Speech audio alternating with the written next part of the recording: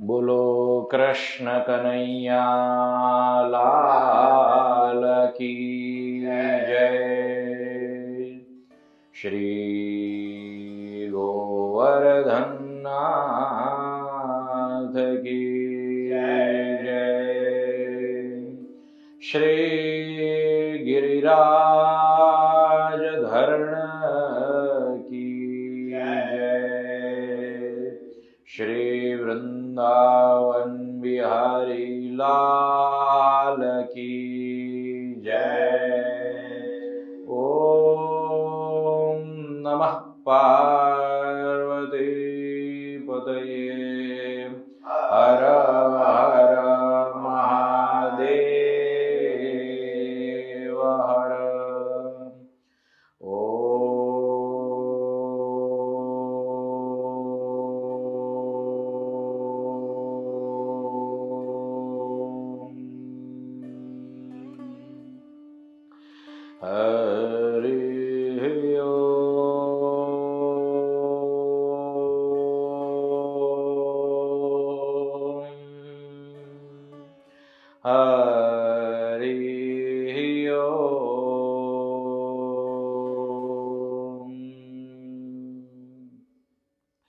सच्चिदानंद रूपाय विश्वोत्पत्त्यादिहेतवे तापत्रय विनाशाय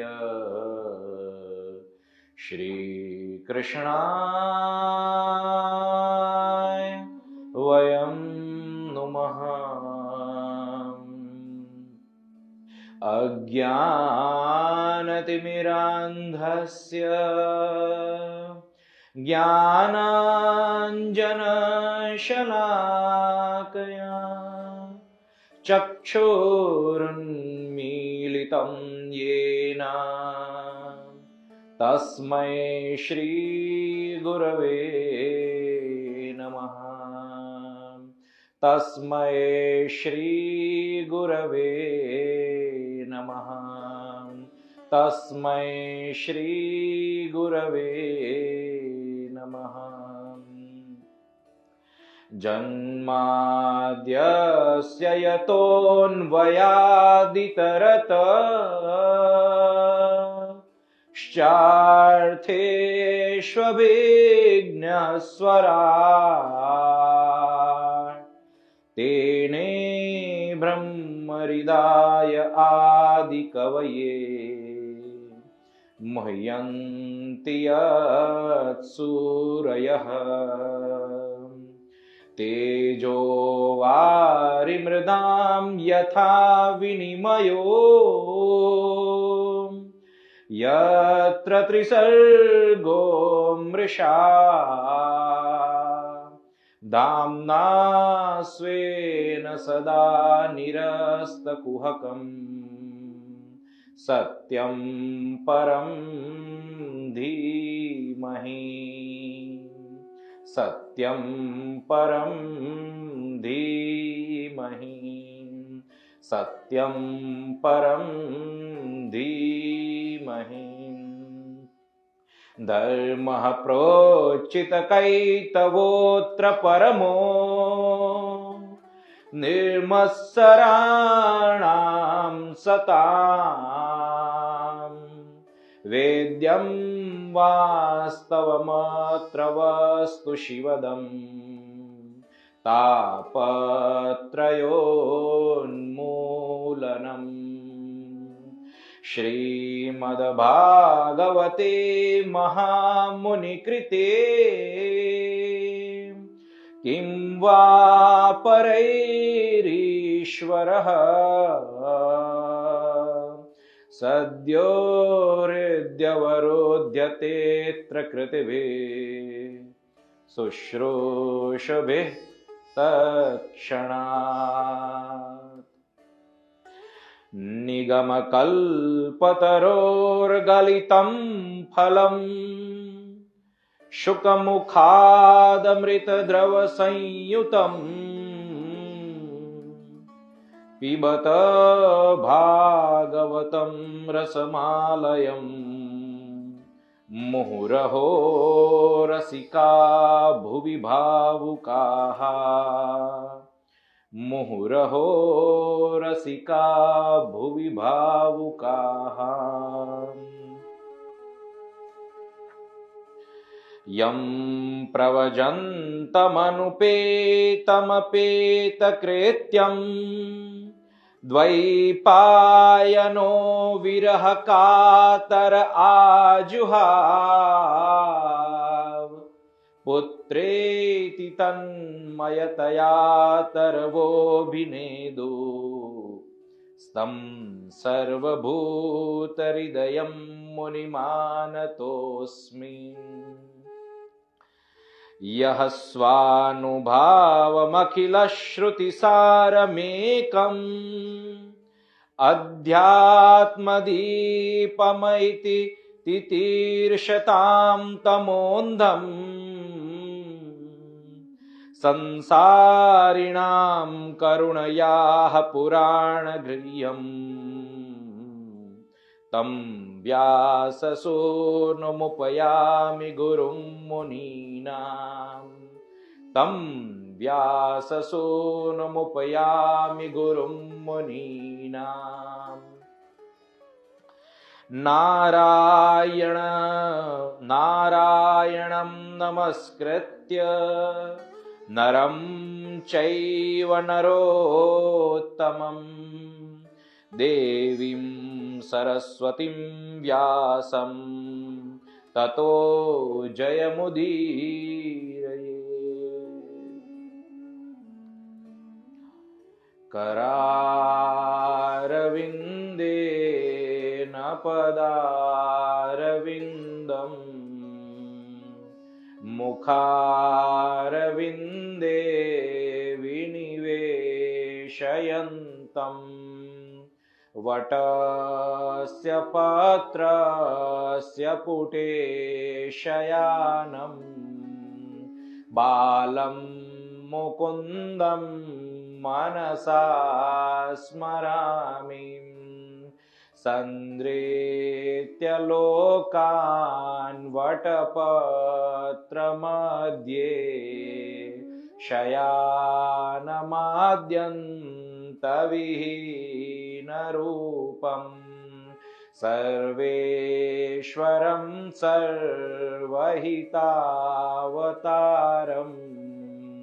बालं मुकुन्दं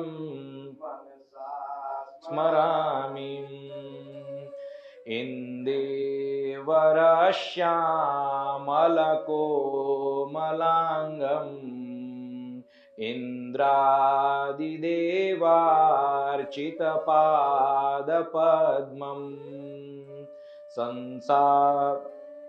इन्देवरश्यामलकोमलाङ्गम् इन्द्रादिदेवार्चितपादपद्मम् हे कृष्ण गोविन्द हरे मुरारी हे नाथ नारायण वासुदेव हे कृष्ण गोविन्द हरे मुरारी हे नाथ नारायण वासुदेव जिह्वे पिबस्वामृतमेतदेव गोविन्द दामोदर माधवेति गोविन्द गोविन्द मुकुन्द कृष्ण गोविन्द गोविन्द रथाङ्गपाणि गोविन्द गोविन्द मनसा स्मरामि गोविन्द दामोदर माधवेति। अब भगवान की कथा में थोड़ी गति के लिए संकीर्तन धुन और उसके बाद कथा का आरंभ। श्रीमन्नारायण नारायण नारायण, श्रीमन्नारायण नारायण नारायण, श्रीमन्नारायण नारायण नारायण, श्रीमन्नारायण नारायण नारायण, भजमन्नारायण नारायण नारायण, भजमन्नारायण नारायण नारायण, भजमन्नारायण नारायण नारायण, भजमन्नारायण नारायण नारायण। बोलो कृष्ण कन्हैया लाल की जय।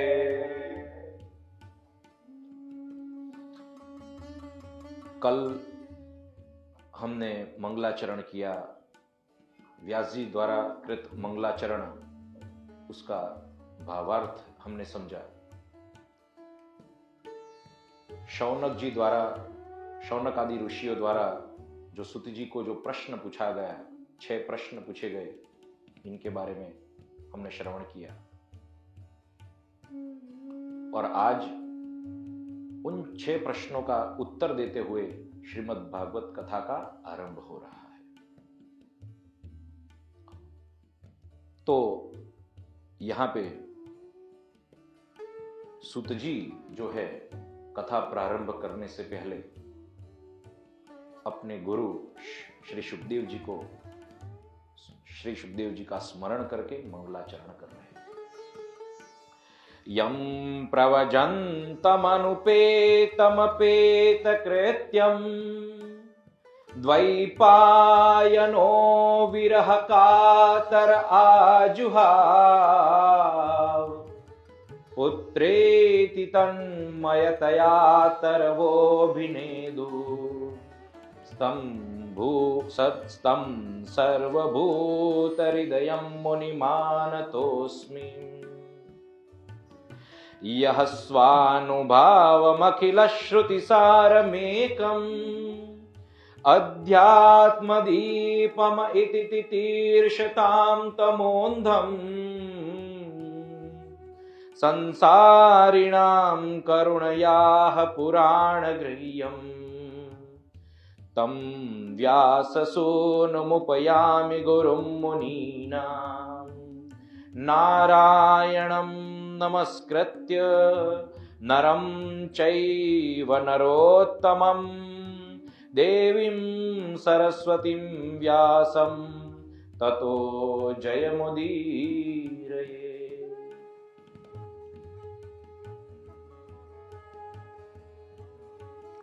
सूत जी कह रहे हैं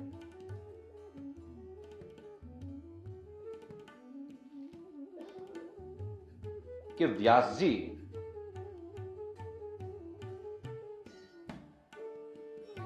के पुत्र के रूप में श्री शुकदेव जी का अवतरण हुआ। श्री शुकदेव जी के विषय में कहा जाए तो अनेक आचार्यों का मत है। श्रीधरी कहते हैं कि काष्ठ में से जैसे अग्नि प्रज्वलित होता है, उसी प्रकार अरणि काष्ठ में से श्री शुकदेव जी की उत्पत्ति हुई।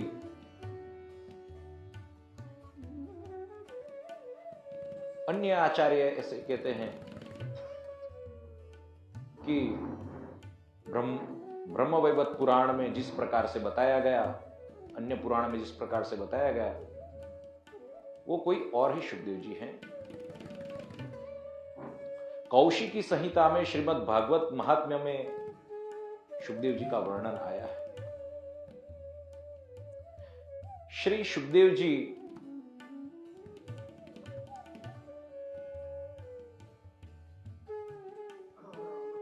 तोते के रूप में कथा श्रवण कर रहे हैं। कहां? कैलाश पर्वत पर शिवजी मां पार्वती को कथा सुना रहे हैं और तब मां पार्वती को किसी भी प्रमाद के कारण या दैव योग से शिथिलता आ जाती है, कथा में नेत्र बंद कर देते हैं। तब ये शुकदेव जी जो तोते के स्वरूप में हैं, वो हा में हा मिला रहे हैं। और उधर भगवान शंकर जो कि समाधि अवस्था में ही कथा कह रहे हैं, उनको यह भी ज्ञात नहीं है कि ये तोता कर रहा है। जब उन्हें ज्ञात होता है तब अनधिकारी समझकर शिवजी उनके पीछे भागते हैं त्रिशूल लेके। और यहां पे ये शुकदेव जी पृथ्वी लोक पर जो वाटिका देवी जी है, व्यास भगवान वेद व्यास की धर्मपत्नी, उनके मुख के द्वारा प्रवेश कर जाते हैं। कोई कहते हैं 12 वर्ष, कोई कहते हैं 16 वर्ष, गर्भ में से बाहर ही नहीं निकल रहे हैं। पंडित गंगा सहाय जी की टीका में स्पष्ट लिखा कि द्वारकाधीश प्रभु के पास जाते हैं व्यास जी श्री शुकदेव जी के कहने पर, और वहां श्री शुकदेव जी ने जिस तरह से कहा कि मुझ पर किसी भी माया का प्रभाव न हो, तब जाकर मेरा प्रादुर्भाव हो। द्वारकाधीश ने वचन दिया है, तब जाकर श्री शुकदेव जी का अवतरण होता है। तो जैसे ही अवतरण हुआ और भगवान की किसी भी प्रकार की माया का स्पर्श जिन्हें नहीं हो रहा है, दिगंबर अवस्था है, उसी 16 वर्ष की आयु में वो किसी भी प्रकार का संस्कार प्राप्त किए बिना, जैसे कि उपनयन आदि संस्कार जो होते हैं, वो किसी भी संस्कार जिन्हें प्राप्त नहीं हुए हैं और ब्रह्ममय है, संपूर्ण ब्रह्ममय है, वो वन की ओर चल पड़े। और इधर व्यास जी का पुत्र मोह, पुत्रेति, हे पुत्र, तू कहां जा रहा है? तब जो वृक्ष हैं उन्होंने शुकदेव जी की ओर से उत्तर दिया। आज के देश काल में इसको कौन मानेगा? तो आप ये समझ लो कि जब शुकदेव जी की ब्रह्ममय अवस्था, वो कितनी ब्रह्ममय अवस्था है, प्राणी मात्र में, अणु अणु में, स्थावर जंगम में, सभी चराचर में, जगत में वो केवल और केवल ब्रह्ममय है। और उस ब्रह्ममय होने के कारण वृक्षों ने उत्तर दिया, कौन पुत्र, कौन से जन्म का पुत्र? वैराग्य उत्पन्न होने के लिए व्यास जी को कहा।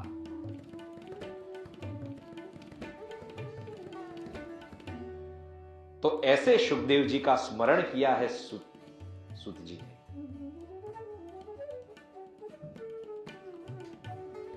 और फिर कृतज्ञता व्यक्त करी है कि ये वेदों का सार है, परम गूढ़ है, केवल अधिकारी जनों को ही प्राप्त होता है। लेकिन यदि आपकी कृपा नहीं होती, आप करुणामय होकर हमें ये ज्ञान प्रदान नहीं करते, तो हे शुकदेव जी, ये हमें सुलभ नहीं होता।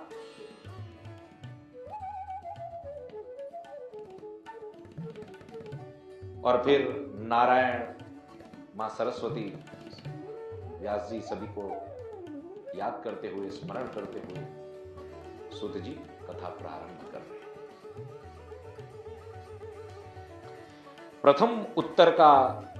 प्रथम प्रश्न का उत्तर दे रहे हैं। प्रथम प्रश्न था, सुनिश्चित कल्याण का साधन क्या? तो यहां पे कह रहे हैं, सवै पुंसां परो धर्मो यतो भक्तिरधोक्षजे अहैतुक्य प्रतिहता ययात्मा संप्रसीदति। मनुष्य का परम धर्म तो यही है कि जिससे उनको भगवान अधोक्षज की भक्ति प्राप्त हो। यहां शब्द है अधोक्षज। अधोक्षज का अर्थ होता है इंद्रियों से अतीत, जहां मन और वाणी की पहुंच नहीं है। भक्ति मार्ग के आचार्य तो कुछ आचार्य ऐसा भी अनुवाद करते हैं कि अक्षज यानी गाड़ी, अध यानी नीचे, जो शकट था उसके नीचे जो भगवान बाल मुकुंद का जो स्वरूप है उनका स्मरण किया।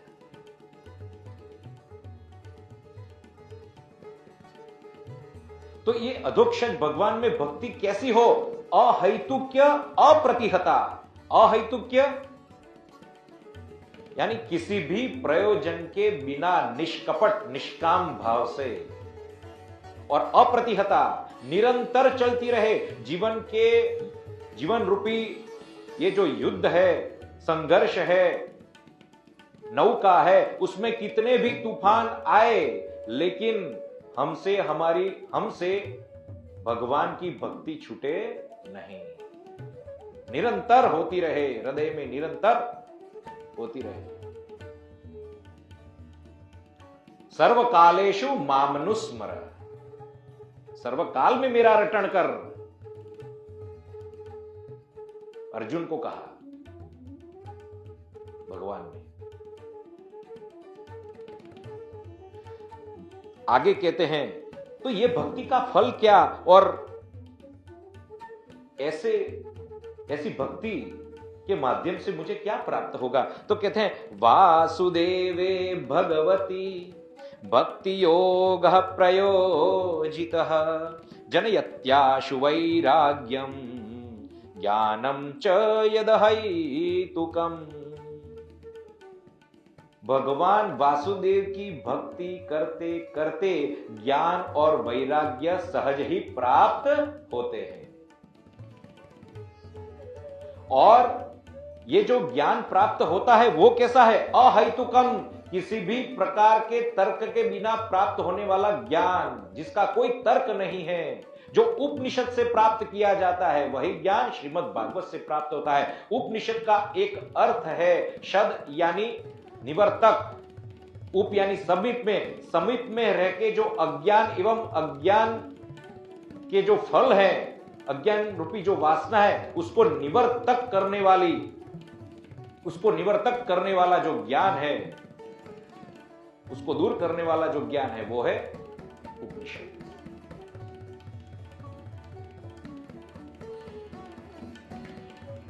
आगे कहते हैं धर्म स्वनुष्ठितः पुंसाम विश्वक्सेन कथासु यः नोत्पाद्येद यदि रतिम श्रम एव हि कैवलम्। ऐसा धर्म ही क्या जिस धर्म के अनुष्ठान से आपकी भगवान के कथा में रुचि न हो। धर्म का फल क्या बताया? भगवान की लीलाओं की कथा में रुचि। और वो कथा कैसी है? विश्वक्सेन कथासु। जिस कथा का भक्ति लक्षणा रूप सैन्य है, उस सैन्य का काम क्या है? तो संसार के दुखों का हरण करना। जहां जहां कथा होती है वहां वहां ये सेना पहुंच जाती है और क्या करती है? भक्तों के संसार का ताप का हरण कर लेती है। तो फिर कहते हैं ये जो हमने धर्म किया उसका फल क्या? क्योंकि धर्म किया, अगर भगवत कथा में रुचि न हुई तो उसका फल। तो कहते हैं जिस प्रकार से आपने कोई जॉब करने जाता है, नौकरी करने जाता है तो उसकी तनख्वाह मिलता है, तो वो उसका फल हुआ। उसी प्रकार से कोई भी यज्ञादि कर्मानुष्ठान करते हैं तो उसका फल स्वर्ग आदि फल तो मिल ही जाता है। और वही श्रीमद् भगवद गीता में भी कहा भगवान ने, त्रैविद्यामां सोमपाहा पूत पापा यज्ञैरिष्ट्वा स्वर्गतिम प्रार्थयन्ते। यज्ञ के द्वारा आप स्वर्ग की प्रार्थना करते हो। और फिर आगे क्या होता है? ते पुण्यमासाद्य सुरेंद्र लोकम अश्नन्ति दिव्यान् दिवि देव भोगान्। भगवान दे देते हैं, लेकिन जैसे ही पुण्य कर्म क्षय हुआ वैसे ही वापस नीचे के लोक में गति। तो धर्म का मूल फल बताया भगवत कथा में रुचि। आगे कहते हैं धर्मस्यायपवर्गस्य नार्थोऽर्थायापकल्पते नार्थस्य धर्मैकान्तस्य कामो लाभाय हि स्मृतः। जिससे मोक्ष की प्राप्ति होती है ऐसे धर्म का अर्थ नहीं है। इसका अर्थ यानी ऐसे धर्म का कोई भी स्वार्थ नहीं होना चाहिए। वो धर्म, वो जो मुक्ति प्राप्त होती है, वो जो भक्ति प्राप्त होती है, वही फल है। आगे कहते हैं समझाते हुए इस श्लोक को, कामस्य नेन्द्रिय प्रीतिर्लाभो जीवेतयावता जीवस्य तत्व जिज्ञासा नार्थो यश्चेह कर्मभिः। आपको भूख लगी है तो आप भोजन करोगे। क्यों करोगे? उदर की तुष्टि हो, पुष्टि हो और क्षुधा की निवृत्ति हो। लेकिन बार बार स्वाद को, जिह्वा को वश होकर यदि आप भोजन करोगे तो उसका फल क्या है? रोग। इसी प्रकार यहां पे समझाया गया कि ये जो जीवन है वो इंद्रियों की तृप्ति के लिए नहीं है। केवल तुष्टि होनी चाहिए, संतुष्टि होनी चाहिए। जीवन है तत्व जिज्ञासा की,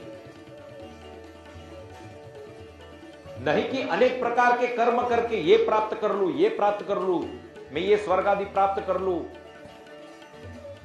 इतनी भक्ति करूं तो मुझे ये प्राप्त हो जाए। ये कर्म का फल नहीं, और इस प्रकार से कर्म का आरंभ भी नहीं करना चाहिए।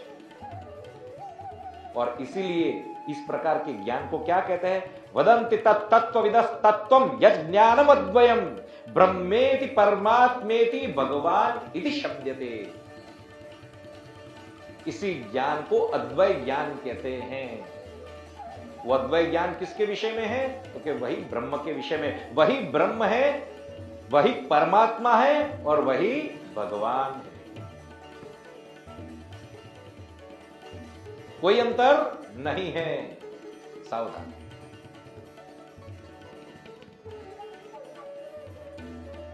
तो ये तत्व कहां पे छुपा हुआ है? तो कहते हैं तच्छ्रद्धाना मुनयो ज्ञान वैराग्य युक्तयाम पश्यन्त्यात्मनि चात्मानं भक्त्या श्रुतग्रहीतया। कहते हैं कि जिनको श्रद्धा है, ऐसे श्रद्धावान मुनि वेदांत, भागवत धर्म उसका अनुष्ठान करके ये परमात्मा को अपने हृदय में देखते हैं, क्षेत्रज्ञ के रूप में, क्षेत्रज्ञ के रूप में। और यही श्रीमद् भगवद गीता में 13वें अध्याय में भगवान कहते हैं, क्षेत्रज्ञं चापि मां विद्धि सर्व क्षेत्रेषु भारत। ये वो जो जानने वाला है, ये क्षेत्र शरीर है और उसको जानने वाला, उसको अंदर जो विराज रहा है, परमात्मा रूपी नारायण जो विराजमान है, वो क्षेत्रज्ञ मैं हूं। क्षेत्रज्ञं चापि मां विद्धि सर्व क्षेत्रेषु भारत। और वो क्षेत्रज्ञ केवल अपने हृदय में नहीं है, समम सर्वेषु भूतेषु तिष्ठन्तं परमेश्वरम। समम सर्वेषु भूतेषु, सबके हृदय में विराजमान है, सबके हृदय में विराजमान है।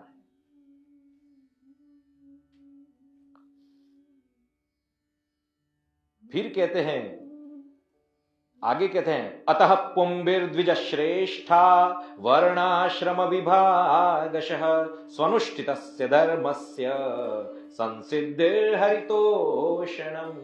अब जिस प्रकार से वेदों में बताया गया कि वर्णाश्रम धर्म के अनुगत होकर, वर्णाश्रम धर्म का पालन करते हुए हमें कर्म करना है, वही शास्त्र विहित कर्म है। लेकिन उस कर्म का फल भी क्या? उस कर्म का फल भी क्या? तो कहते हैं संसिद्धिर हरितोषणम। भगवान श्री हरि की प्रसन्नता हो, उसी का ही प्रयोजन है किसी भी कर्म का आरंभ करना, वो चाहे वर्णाश्रम धर्म के सहित भी क्यों ना हो।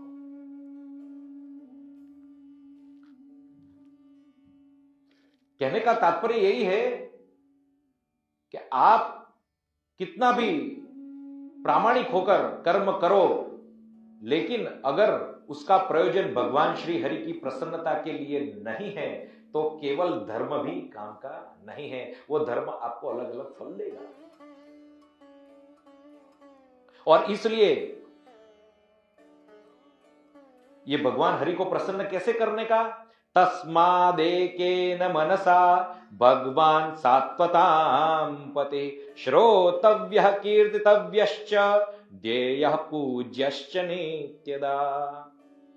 एकाग्र मन से, अब यहां पे शब्द आया भगवान सात्वताम पति, सात्वताम यानी सत्पुरुष, सद्भूतानुकंपिताम, जो सर्वभूतों पर दया करने वाले जो भक्त है। भक्त की एक पहचान क्या है, अनुकंपा, उसके हृदय में अनुकंपा हो, दया हो। तो यहां पे भगवान सात्वताम पति, भगवान ऐसे भक्तों के पालक है। तो क्या भक्तों का ये ज्ञान मार्ग से विरुद्ध बताया गया? नहीं, क्योंकि आगे ही बताया गया कि भक्ति से क्या प्राप्त होता है, ज्ञान और वैराग्य। तो ज्ञान और भक्ति का विरोध नहीं है।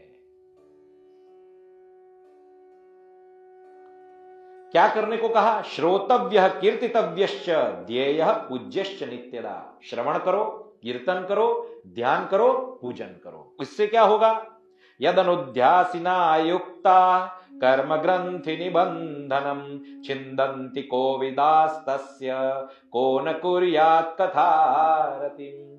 जिस श्री हरि के ध्यान से कर्म रूपी ग्रंथि, अहंकार की ग्रंथि नष्ट हो जाती है, शिथिल हो जाती है, उस श्री हरि की कथा के श्रवण में कौन रुचि न करे। अरे भाई, यहां तो ध्यान की बात हो रही है, तो कथा में सीधे सीधा कथा से क्यों जोड़ दिया? तो आप ही विचार करो, जब आप कथा का श्रवण करते हो तो मन में, हृदय में, सर्व इंद्रियों में कौन बस जाता है, कौन प्रकट होता है? भगवान ही प्रकट हो जाते हैं। तो इस प्रकार से ये एक प्रकार का ध्यान है, ये ध्यान योग हो गया। आपको कोई विशेषतः योग करके पद्मासन में बैठ के प्राणायाम करने की जरूरत नहीं रही। ये एक योग हो गया, श्रेष्ठ योग। इससे प्राप्त क्या होता है और किस तरह से? लेकिन ऐसा श्रीमद् भगवत कथा में रुचि कैसे उत्पन्न हो? रुचि, क्योंकि कई लोग आके बैठ जाते हैं, रुचि नहीं होती है, सुषुप्त अवस्था में चले जाते हैं, कई सो जाते हैं। तो रुचि कैसे उत्पन्न करे? तो कहते हैं शुश्रूषो श्रद्धानस्य वासुदेव कथा रुचि हस्यान् महस्सेवया विप्रा पुण्यतीर्थ निषेवणा। पुण्य तीर्थ के सेवन से,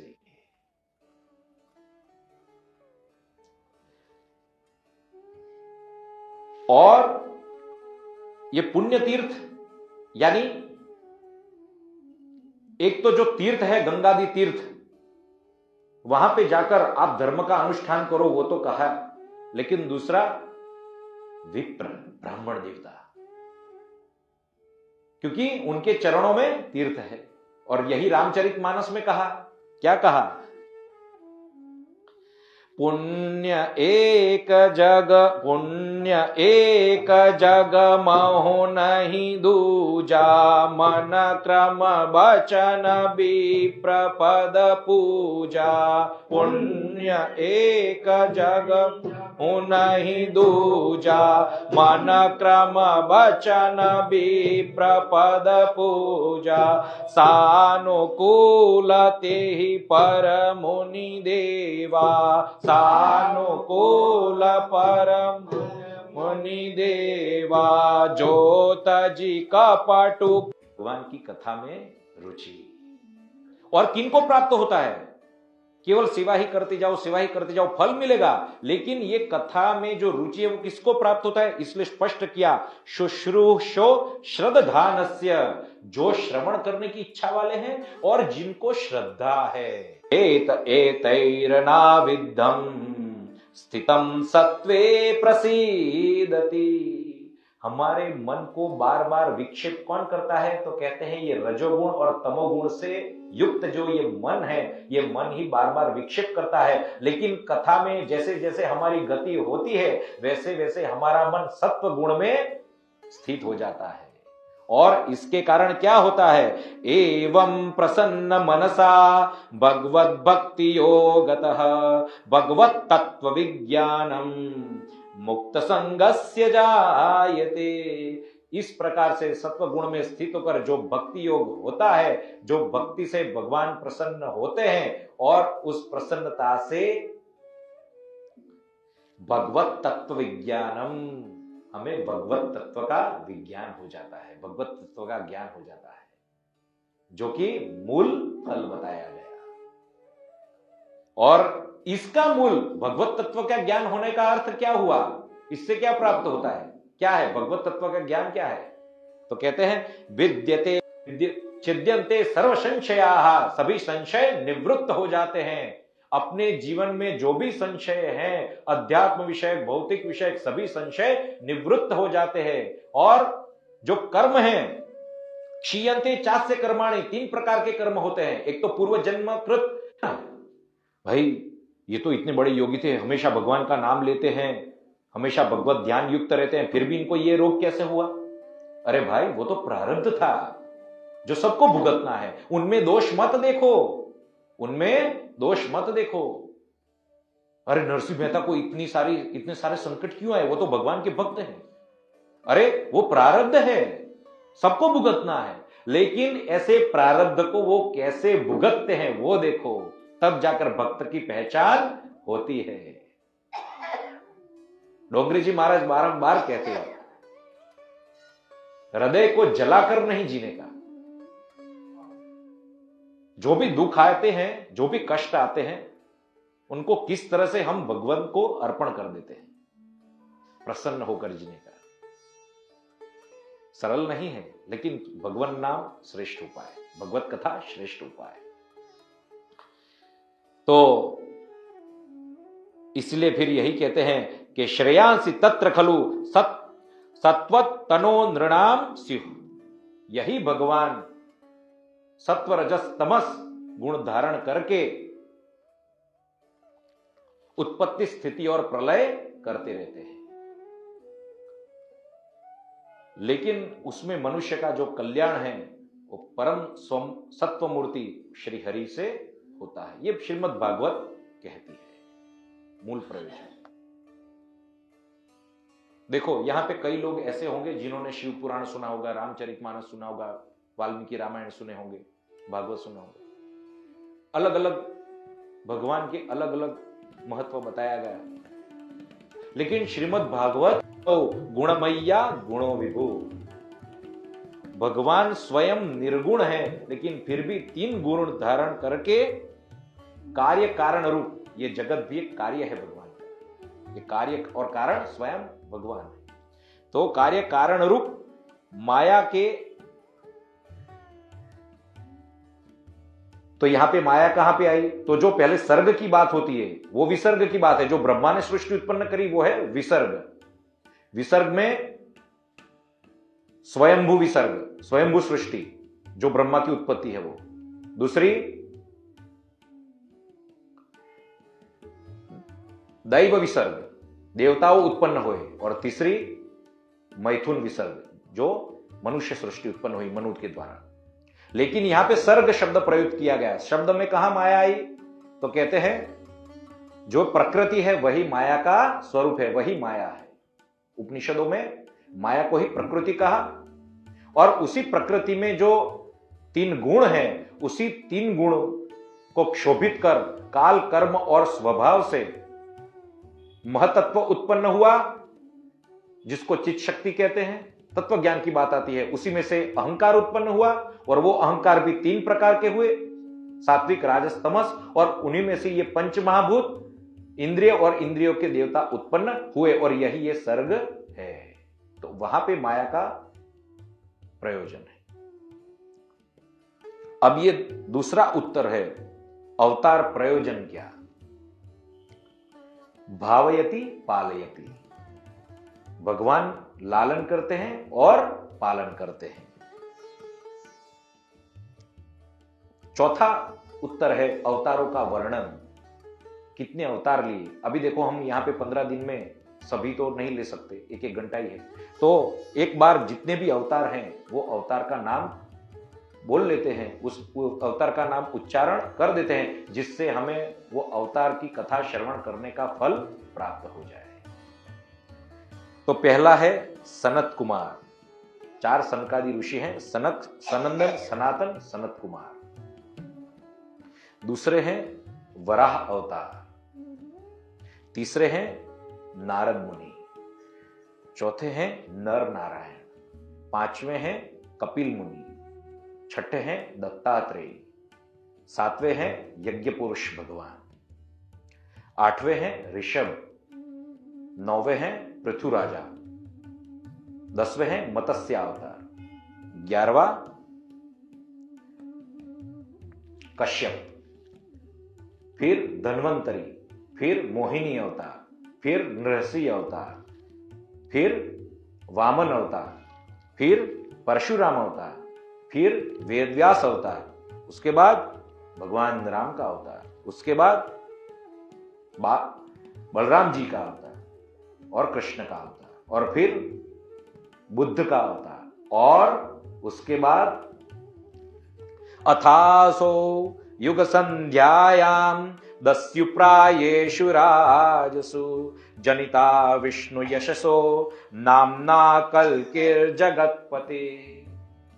संभल गांव में विष्णु यशस ब्राह्मण के वहां कल्कि का अवतार होगा। भगवान कल्कि का अवतार होगा। कब होगा? जब ये राजा, ये शासन चोर हो जाएंगे, उद्यत हो जाएंगे, तब कल्कि का अवतरण होगा।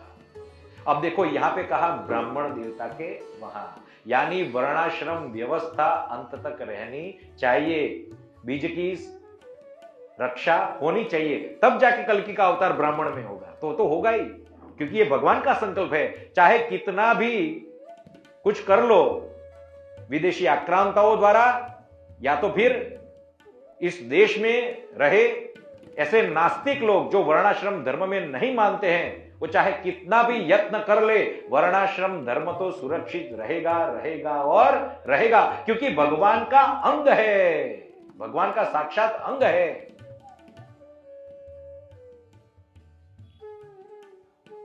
इसलिए फिर आगे कहते हैं, एते चांश कला पुंसः कृष्णस्तु भगवान स्वयं इंद्रारि व्याकुलम लोकम मृडयन्ति युगे युगे।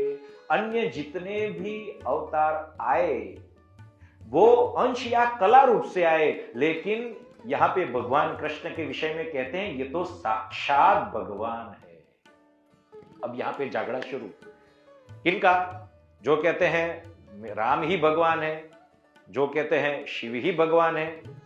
अब वो कहे, यहां भागवत कह रहे हैं कृष्ण ही भगवान है, यानी कृष्ण ही, ऐसा नहीं कहते कृष्ण ही, कृष्णस्तु भगवान स्वयं, कृष्ण जो है वो साक्षात भगवान है। अब इसका अर्थ क्या? डायबिटीज के मरीज को, मधुप्रमेह के मरीज को दाल दी जाती है, उसमें शक्कर नहीं होती। ब्लड प्रेशर के मरीज को दाल दी जाती है, उसमें नमक नहीं होता। बच्चे को दाल दी जाती है, उसमें बिना मसाले वाली फिक्की दाल होती है।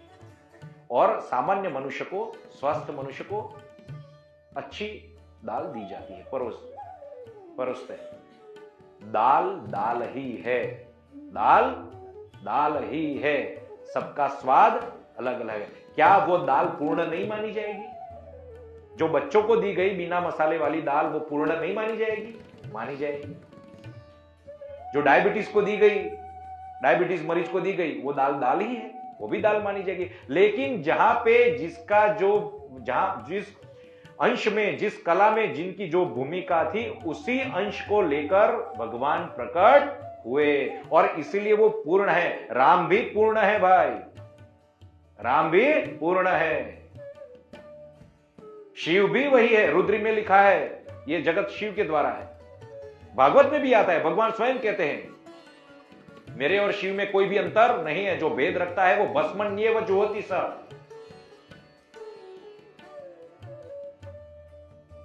तो भगवान यहां पे शब्द प्रयुक्त, इसका अर्थ यह है कि जब राम अवतार में गोपियों ने जब जो मनोरथ किया, गोपियों ने यानी उस समय तो वो गोपियां नहीं थी, उस समय वो ऋषि मुनि थे, श्रुति रूपा ऋषि, ऋषि रूपा ऋषि, अनेक प्रकार के ऋषि बताए गए। वो ऋषियों का मनोरथ था कि आप हमारे मनोरथ को पूर्ण कीजिए, और वो जो मनोरथ था वो काम विषयक था संपूर्ण रूप से, और वो उस समय भगवान राम मर्यादा पुरुषोत्तम अवस्था में। तो ये कैसे संभव है? इसलिए उन्होंने कहा मैं अपनी जो पूर्ण कल अंश है, पूर्ण स्वरूप में, जहां पे मुझे कोई बाधित नहीं कर सकता, यहां मेरा प्रयोजन अलग है, यहां पे मेरा प्रयोजन अलग होगा, मैं उस अवस्था में मेरा प्रादुर्भाव होगा। तो कृष्णस्तु भगवान स्वयं। इसलिए गोपियों ने जो रस चाखा ना, अन्य भक्तों ने वो रस का आस्वादन नहीं किया। आगे कहते हैं, शौनक जी सूत जी से प्रश्न कर रहे हैं, बातें मत करे, बातें मत करे, विक्षेप हो रहा है, कथा में विक्षेप होना पाप होता है, बातें नहीं करे। सूत सूत महाभाग वदनो वदतां वर कथां भागवतीं पुण्यां यदाह भगवान चुकः। हे श्रेष्ठ सुत जी, जो कथा सुखदेव जी ने कही वो कथा हमें सुनाइए। कस्मिन् युगे प्रवृत्तेयं स्थाने वा केन हेतुना कृतः संचोदितः कृष्ण कृतवान् संहितां। कौन से युग में, कौन से स्थान में, कौन से प्रयोजन से, किसकी प्रेरणा से यह संहिता का उद्भव हुआ?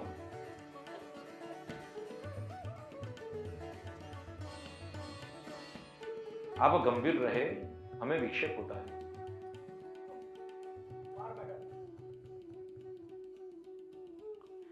अब यहां पे भगवान व्यास जी के प्रागट्य की कथा आती है। युग संकरता, जब युग बदलता है तो उसमें वेद व्यास जी को सरस्वती नदी के किनारे बैठे थे, चिंतन कर रहे थे, तब उन्होंने ये युग की संकरता देखी, युग के प्रभाव को देखा मनुष्य अल्प बुद्धि, अल्पायु होता जा रहा है, वेदों को मस्तिष्क में कैसे रख सकेगा, बहुत से प्रश्न थे।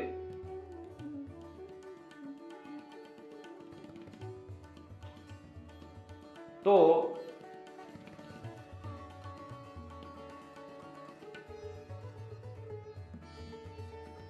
ये सभी प्रश्न होने वाले थे, ये भगवान को भी पता था। तो भगवान के संकल्प से ही भगवान नारायण से उत्पन्न ब्रह्मा जी, कमल योनिज ब्रह्मा जी से उत्पन्न वशिष्ठ जी, वशिष्ठ उत्पन्न शक्ति, शक्ति से उत्पन्न पाराशर, पाराशर जी से वासवी, उनकी धर्मपत्नी वासवी देवी ने कृष्ण द्वैपायन व्यास का प्रादुर्भाव हुआ। उनके विषय में जितनी चर्चा करें इतनी कम है, इसलिए कथा को हम आगे बढ़ाते हैं।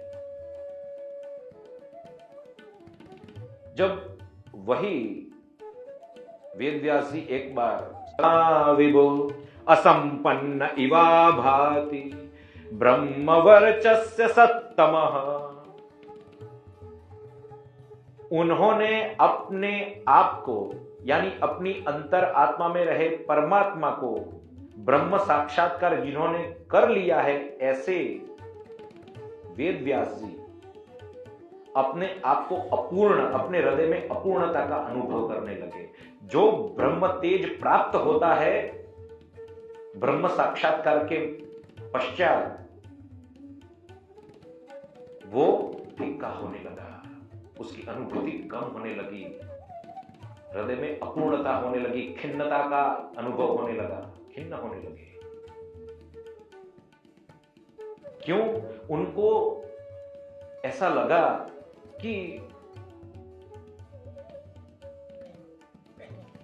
ऐसा क्या बाकी रह गया मेरे से। मैंने श्रीमद् भागवत का निरूपण किया, श्रीमद् भागवत में तो मैंने महाभारत की रचना करी, महाभारत में तो मैंने मेरी पूरी शक्ति का उपयोग करके समस्त धर्म प्रकट कर दिए, वेदों में जो बताया है वही धर्म प्रकट कर दिए, जिसके कारण स्त्री पुरुष सभी अपने कर्तव्य का पालन कर सके। क्योंकि वेद सभी लोग नहीं पढ़ सकते, वेद पर सभी का अधिकार नहीं है। स्त्री शूद्र द्विज बंधु नाम त्रैन श्रुति गोचरा। स्त्री, शूद्र और द्विज बंधु यानी ब्राह्मण, क्षत्रिय और वैश्य, इन तीनों को द्विज कहा गया। लेकिन जब वो यज्ञोपवीत धारण नहीं करते अथवा तो यज्ञोपवीत धारण करके अपने कर्तव्य का निर्वाह नहीं करते, धर्म पालन आदि नहीं करते, तब वो अपने पद से च्युत हो जाते हैं और फिर वो वेद को पढ़ने के लिए अधिकृत नहीं होते। तो ऐसे लोग अपने धर्म का पालन किस तरह से कर सके, इसलिए महाभारत की भी रचना की। उन्होंने उसमें काम्य कर्म, धर्म आदि समझाया।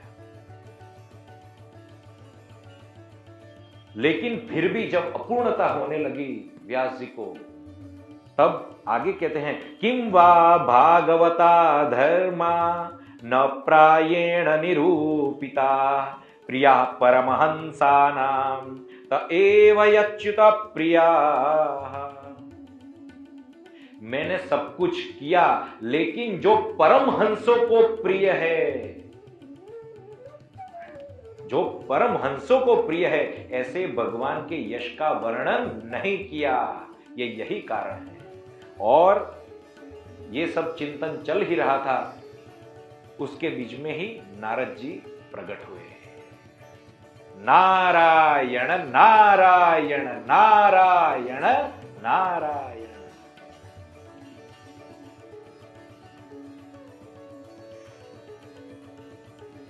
नारद जी ने कहा, व्यास जी आप खिन्न कैसे, क्या हो गया? तब व्यास जी कहते हैं,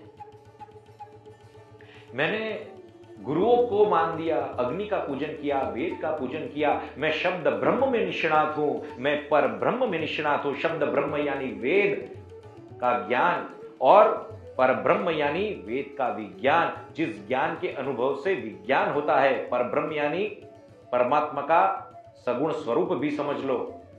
तो मैं शब्द ब्रह्म पर ब्रह्म में निष्णात हूं, फिर भी आज मुझे अपूर्णता अनुभव हो गई, मेरे से क्या बाकी रह गया? तब नारद जी कहते हैं,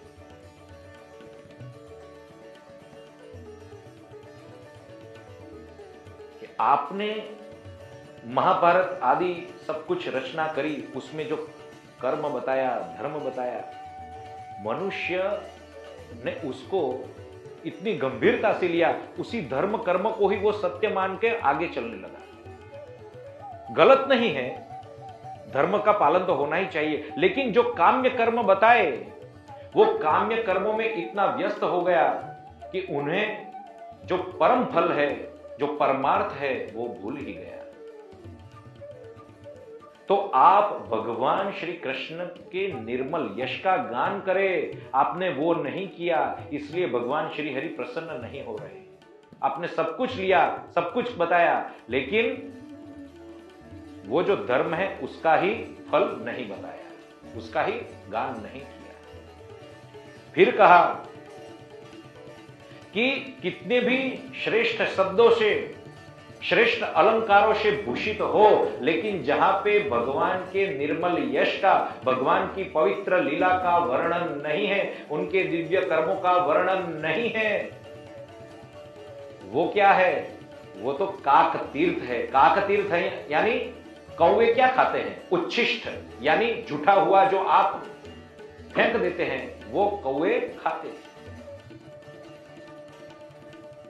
लेकिन परमहंस का तीर्थ क्या है?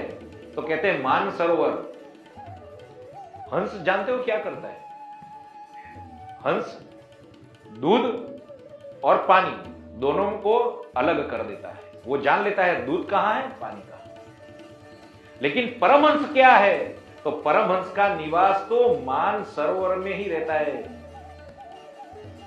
मान सरोवर जो कितना रमणीय है, जितना सुंदर है, इसी प्रकार भक्ति में जो मान परमहंस कौन है? भक्ति ज्ञान वैराग्य से पूर्ण जो परमहंस है वो कौन है?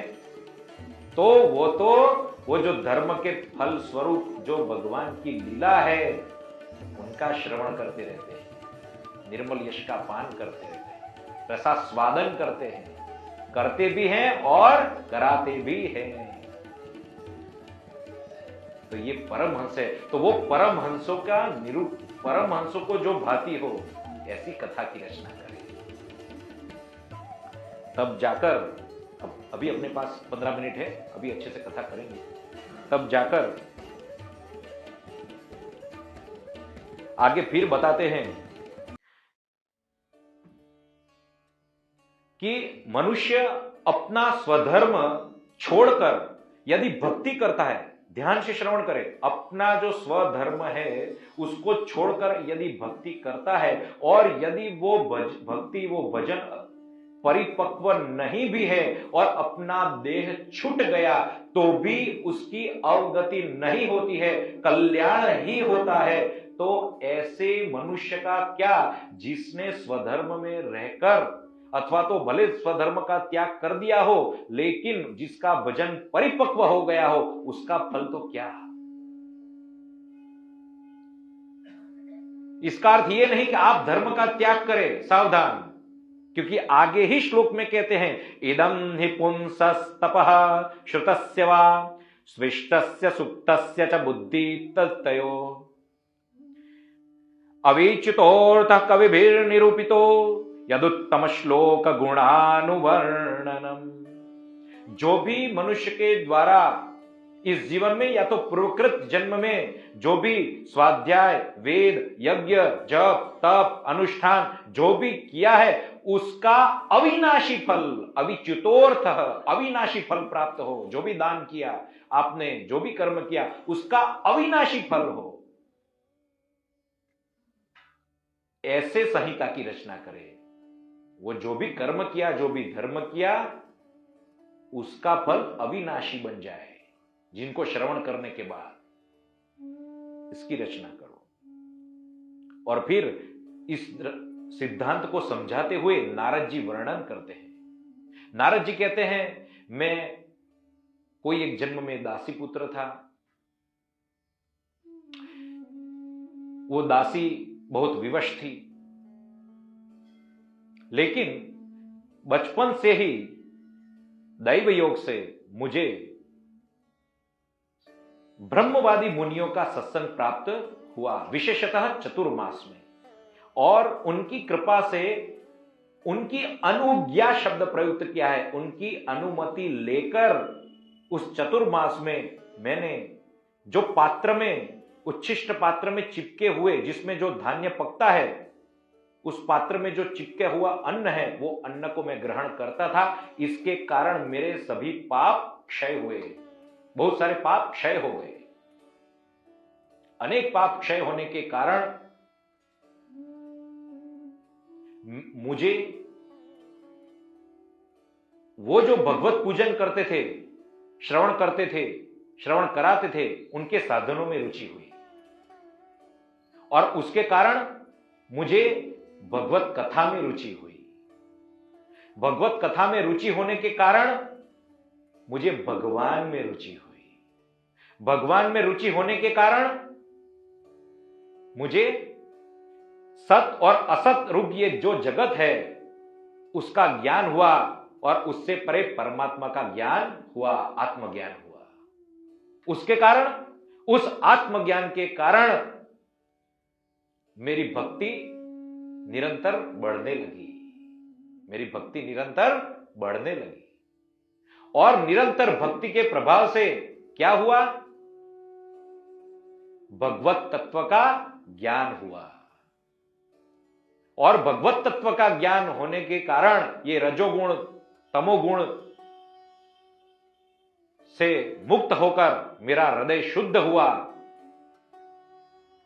और मैं सर्वज्ञता, ऐसे भगवत जो गुण हैं वो गुण मुझे प्राप्त हुए। सभी में परमात्मा दृष्टि रखने लगा। तो यहां पे प्रश्न उठना चाहिए, उन्होंने तो सेवा की, कर्म किया, तो कर्म से अज्ञान का नाश कैसे हुआ? क्योंकि शास्त्र तो यह कहता है ज्ञान से अज्ञान का नाश होता है, कर्म से अज्ञान का नाश कैसे? तो यहां पे कह रहे हैं यदत्र क्रियते कर्म भगवत परितोषणम ज्ञानम यत्तदधिनम ही भक्ति योग समन्वितम। यदि ये आपके मन में भी होना चाहिए संशय, हम कोई महापुरुष की, विप्र की सेवा करते हैं, ब्राह्मण की सेवा करते हैं, इससे हमारा अज्ञान कैसे नष्ट होगा? तो कहते हैं ये जो भक्ति आप करते हो, ये जो भगवत भक्ति आपको प्राप्त हुई उन महापुरुषों के साथ, उनके साधनों में रुचि रखकर भगवत कथा आदि प्राप्त हुआ और भगवान में जो रुचि हुई, इसके कारण आपको ज्ञान हुआ। ये भक्ति योग रूपी भक्ति से ही आपको ज्ञान हुआ। यही भक्ति योग कर्म, यही कर्म भक्ति योग। और ऐसे प्रकार के भक्ति योग से आपका कर्म आपको बांधता नहीं है, वो कर्म जल कमलवत हो जाता है। अन्यथा तो क्या होता है, शास्त्र विहित कर्म करोगे तो वो कर्म आपको बांधता है, उसका फल मिलता है। लेकिन भक्ति योग रूपी जो कर्म है वो कर्म आपको बांधता नहीं है, लेकिन आपको ज्ञान प्रदान करता है और उस ज्ञान से मनुष्य इस कर्म बंधन से छूट जाता है, आवागमन से छूट जाता है। इसलिए कहते हैं अंत में प्रख्याहि दुःखैर् मुहुर्दितात्मनाम यत् क्लेश निर्वाण मुशंति नान्यथा। हे व्यास जी, जिनको श्रवण करने के पश्चात, जिसका अध्ययन करने के पश्चात कुछ भी सुनने को बाकी न रहे, कुछ भी सुनने को शेष न रहे, सब संशय निवृत्त हो जाए, जहां पे विराम आ जाए, ऐसे यश का गान करो। और फिर आगे नारद जी कहते हैं कि मेरी मां एक बार रात्रि को गौ दोहन करने जा रही थी और सर्प ने डस लिया, मृत्यु हो गई। अब आप देखना, उस समय भागवत में नारद जी ये कहते हैं, मैं 5 वर्ष का था, मुझे ना दिशा का ज्ञान था, ना तो कोई ऐसा विशेष ज्ञान था, देश काल का भी उन्हें ज्ञान नहीं था। लेकिन यहां पे वो ज्ञान आया। कौन सा ज्ञान? जब मां की मृत्यु हुई तो उन्होंने उनको भगवत इच्छा समझा, जैसा प्रारब्ध। आप समझ जाओ, दूसरा होता तो कितना कल्पांत करता, लेकिन ऐसा नहीं हुआ। वो भगवत भक्ति का प्रभाव, मां की मृत्यु को भगवत इच्छा समझा और फिर भगवान का नाम स्मरण करते करते करते गुड़ वन में चले गए और अश्वत्थ वृक्ष यानी पीपल का वृक्ष जो स्वयं भगवान का विभूति है, वहां पे जाकर बैठ गए और भगवान का स्मरण करने लगे। हे नारायण, हे कृष्ण गोविंद हरे मुरारी, हे नाथ नारायण वासुदेव। हे कृष्ण गोविंद हरे मुरारी, हे नाथ नारायण वासुदेव। बस इस प्रकार कृष्ण कृष्ण नारायण नारायण, हे माधव, हे कृष्ण, हे मुकुंद, हे केशव ऐसा गान कर रहे थे। और तभी हृदय प्रदेश में प्रादेश मात्रम पुरुषम वसंतम भगवान नारायण का दर्शन हुआ, माधव का दर्शन हुआ। और वो जो दर्शन हुआ वो विद्युत सरीखा जैसे दर्शन हुआ, फिर अंतर ध्यान हो गया। और फिर जैसे नेत्र खुले, नारद जी व्याकुल हो गए, अश्रुपात हो रहा है, हे भगवान तू कहां है, मुझे वो दर्शन दे, तू पुनः आ। बहुत याचना करी, तब आकाशवाणी हुई। आकाशवाणी क्या है? आज के देश काल में कोई पूछेगा बच्चे आकाशवाणी क्या है, ये सब ऐसा कुछ नहीं होता। अरे भाई, आकाशवाणी किनको सुनाई देती है? जिनका अहंकार आसक्ति शिथिल हो गया है, जिन्होंने अपने बुद्धि आदि सभी को भगवान को शरण कर दिया है, अपने समस्त प्रयास शून्य हो गए हैं, संपूर्ण रीति से भगवान की शरण में चले गए हैं, तब जाकर भगवान की कृपा से दैववाणी आकाशवाणी श्रवण होती है। आकाशवाणी हुई, अविपक्व कषायाणाम दुर्दशोहम कुयोगिनाम। हे नारद, मैंने दर्शन तो दिए, लेकिन अभी तुम्हारी अवस्था, अभी आपकी अवस्था क्या है? अविपक्व कषायाणाम, कषाया यानी पाप कर्म। अभी कुछ आपके पाप कर्म बाकी है और अविपक्व संपूर्ण रूप से भस्मीभूत नहीं हुए हैं। और इसके कारण आपकी वर्तमान अवस्था क्या है? कुयोगी। क्या कहा? कुयोगी। जब तक संपूर्ण रूप से ये पाप, ये जो क्लेश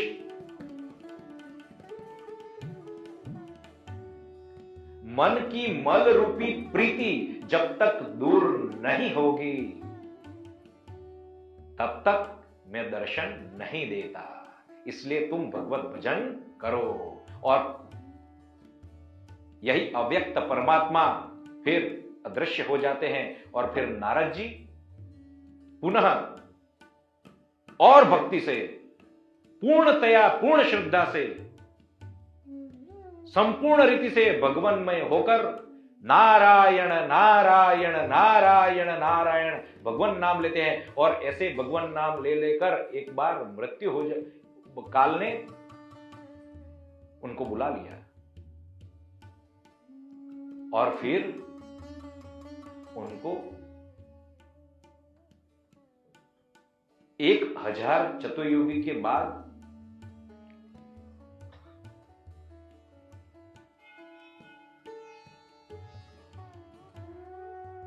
नारद जी के रूप में वीणा के साथ जन्म हुआ। ये 1000 चतुर्युगी अर्थात एक चतुर्युगी पहले समझना चाहिए। एक चतुर्युगी यानी एक सतयुग, एक त्रेतायुग, एक द्वापर युग और एक कलयुग। ऐसे 1000 चतुर्युगी जो ब्रह्मा का एक दिन है। ऐसे 1000 चतुर्युगी के पश्चात नारद जी के स्वरूप में वीणा के साथ, और वो वीणा कैसी? स्वर ब्रह्म वाली। संगीत शास्त्र में 7 स्वर कहे गए हैं, मध्यम, दैवत, पंचम। तो ये सब जो सप्त स्वर है वही ब्रह्म स्वरूप है। और ये वीणा का गान, वीणा से ही स्वतः नारायण नारायण नारायण संगीत होता है उत्पन्न। और उसी वीणा से, उसी वीणा के नाद से भगवान साक्षात नारद जी के हृदय में आकर विराजमान हो जाते हैं। ऐसी दिव्य वीणा प्राप्त करके सभी लोकों में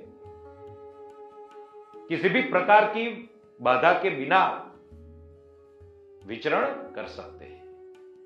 ये नारद जी ने अपना पूरा पूर्व जन्म चरित्र बताया और ये सब श्रवण करके श्रीमद्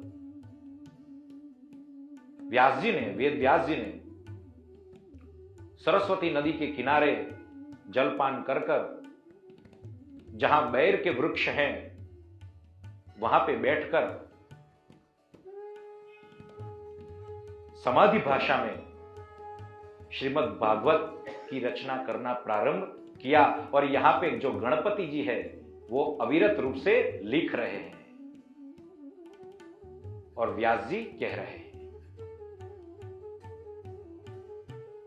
और इस प्रकार से श्रीमद् भागवत की रचना हुई।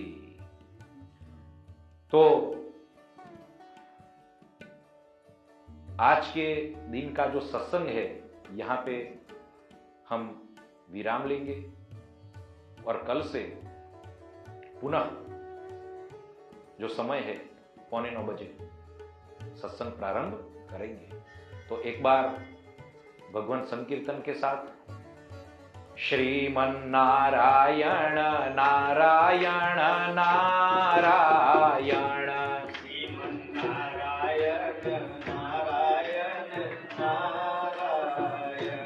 श्रीमन्नारायण नारायण नारायण,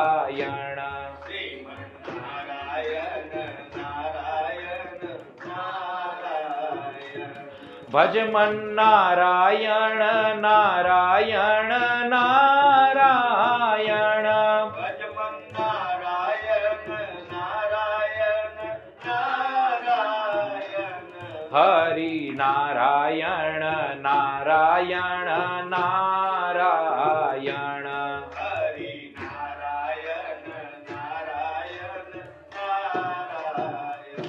बोलो कृष्ण कन्हैया लाल की जय।